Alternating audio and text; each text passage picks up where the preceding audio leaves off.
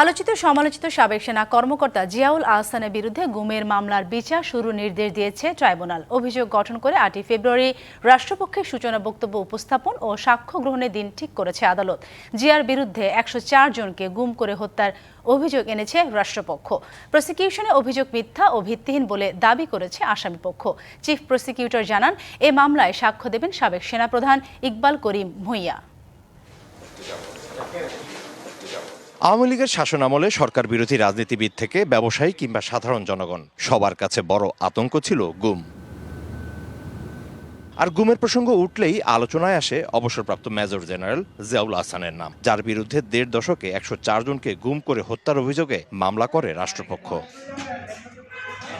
বুধবার আলোচিত মামলার অভিযোগ গঠন করে বিচার শুরুর নির্দেশ দেয় আন্তর্জাতিক অপরাধ ট্রাইব্যুনাল 1। আসামি জিয়াউল আহসান একক আসামি হিসেবে তার বিরুদ্ধে আনুষ্ঠানিক অভিযোগ গঠন করা হয়েছে আন্তর্জাতিক অপরাধ ট্রাইব্যুনালে। ট্রাইব্যুনাল আগামী 8 ফেব্রুয়ারি থেকে এই মামলার সাক্ষ্য গ্রহণ এবং ওপেনিং স্টেটমেন্টের জন্য দিন ধার্য করেছেন, অর্থাৎ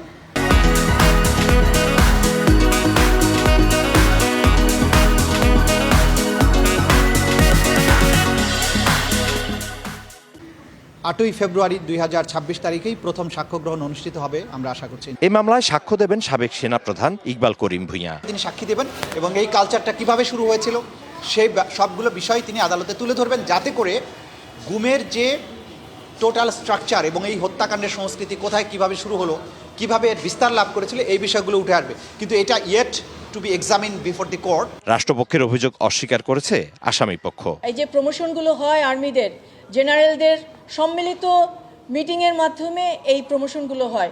এই জিয়াউল আহসান তখন পুরস্কার পেয়েছেন, তাহলে উনি কি একজন অদক্ষ সেনাপ্রধান ছিলেন?